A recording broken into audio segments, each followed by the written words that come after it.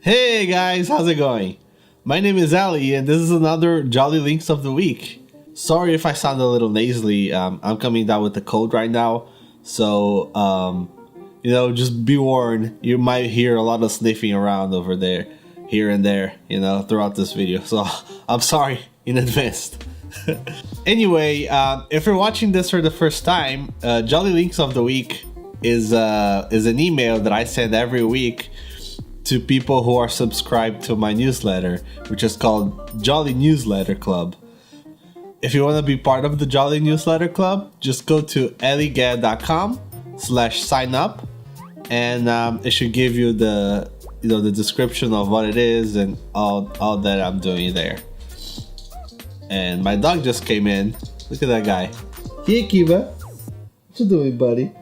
Anyway, if you want to be part of the club, I would really appreciate it, and you will actually get like everything that I do and everything that I put out, especially these YouTube videos.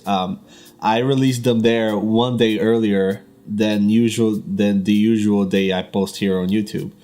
So if you want to get these videos early or get to know about anything that I'm doing in terms of new shirt designs and new art or anything like that, just join the newsletter. I'll be super glad to have you there, and I appreciate it too. Thank you.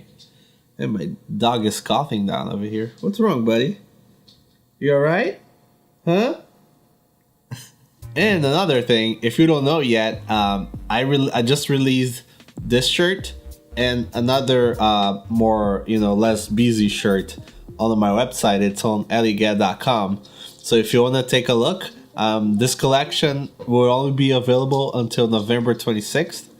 So if you want to get them now, I think now would be the best time to do that. And I'll really appreciate you too, especially since I'm starting this clothing brand and this whole YouTube thing, and any shirts that you buy will help me go a step closer into becoming financially independent, so I could do this full time, not have to do freelance and other stuff. So yeah, if you do that, I would really appreciate it. Thank you so much. But let's get started, shall we? All right, so for the first link I want to share is an artist that I shared last week, actually. It's this musician from Japan from the 80s called Tatusro Yamashita. And I want to share my second favorite album. As you can see over there, this one is called For You. And it's so good. Oh man, it's so good.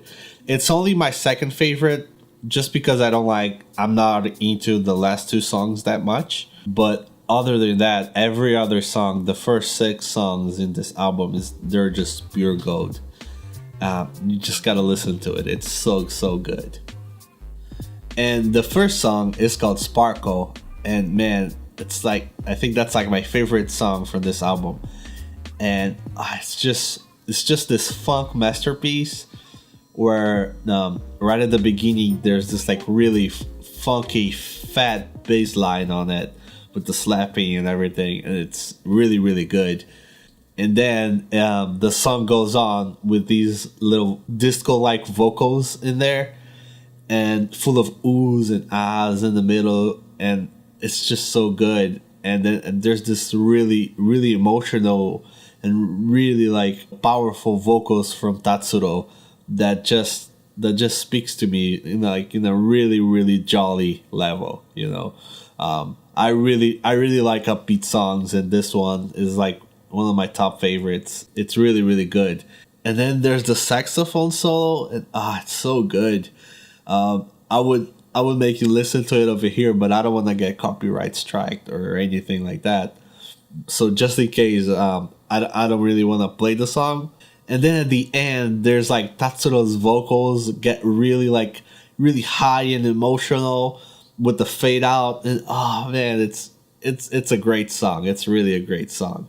And then for the second song, he goes on to Music Book, which is this really mellow disco joyride, and it's just so nice and relaxing at the same time, and it gives me like a really deep nostalgic feeling to it for some reason.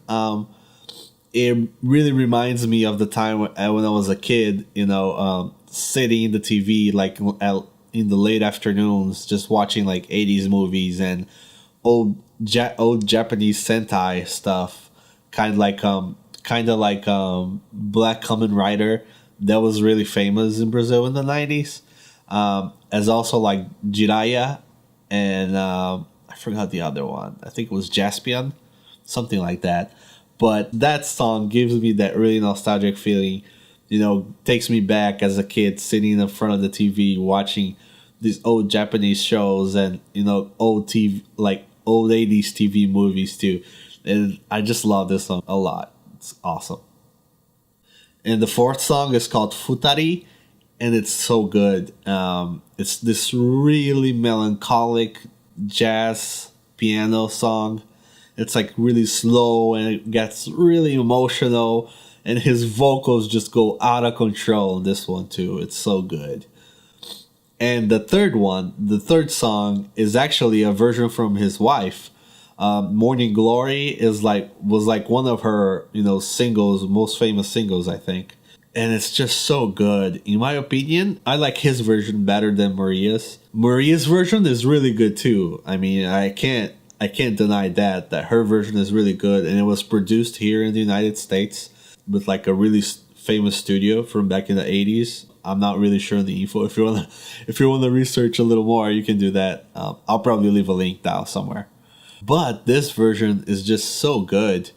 I like this one more probably because I listened to it first before listening to Maria's original Morning Glory version. Everything that Tatsuro sings just turns into gold, and it's just so good. This guy really is like really a true, master of his craft, and as like producing and making these songs, he's so good, really, really good. I can't recommend him enough. And Tatsuro actually made a version of Plastic Love himself too. There's this live album where he sings the song, and it's so good. It's like a lot faster and has like a lot more like punch into it. I'll leave a link down in the description below if you want to listen to that too. If you don't know what Plastic Love is, it's this really famous song that got viral on YouTube. I'll also leave a link below of STEVEM'S video explaining a lot deeper about Plastic Love and how it got famous in a way, and and he goes on a little more about the background of Maria Takeuchi's career and everything like that. So yeah, I recommend you watch that video. And that was actually a good segue too, because STEVEM is my second link that I want to share. This guy's YouTube channel is so good. If you don't know who he is, this guy is really, really good at doing essay kind of videos, explaining about like going a little deep into each subject. He is really good at distilling like information and history about something and turning it into like a little essay. Every video of his is just so good to watch and listen to.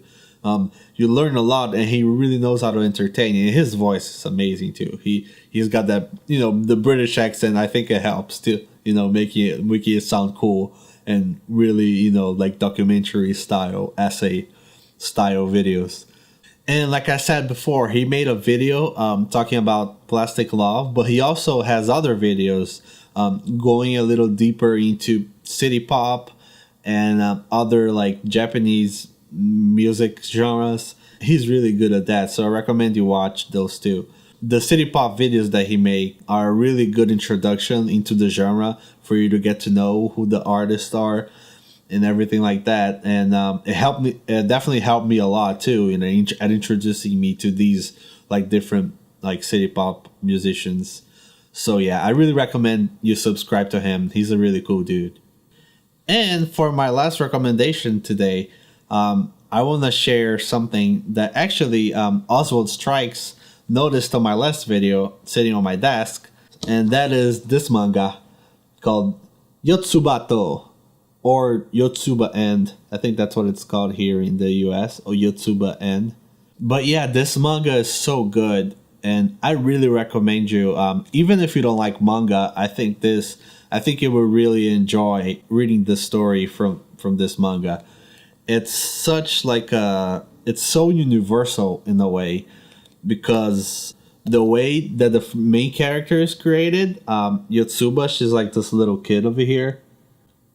The way that the author created her, that's one of the best child characters ever created, like at least in manga, because the way that he created her is just so relatable and it's so real that after like you read the first chapters, like you believe that she's like an actual kid, that lives down that street somewhere. I think it's like so nostalgic because like the way that the story is written is mostly written through Yotsuba's point of view, and the way that the author like made her sound so real, because the stuff that she says and the stuff that she does in the story and everything, it just takes you back to the time when you were a kid and you had like similar thoughts. So it's like really relatable in that way, and that's why I think it's so universal, even though the story is not even like relatable in a way to you, because if you're not a kid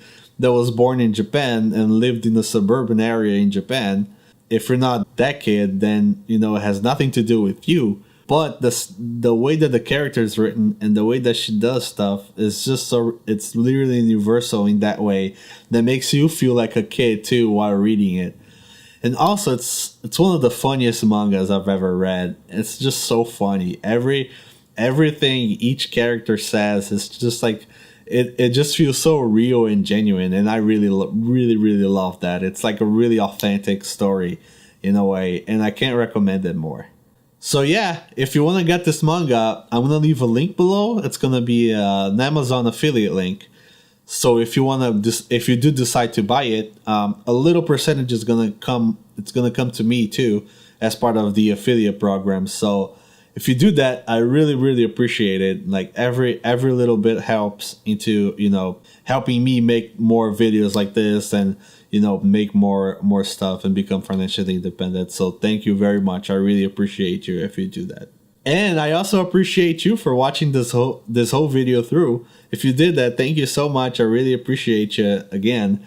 And I hope you have a great week. And I'll see you next week for another Jolly Links of the Week. Thank you. Take care.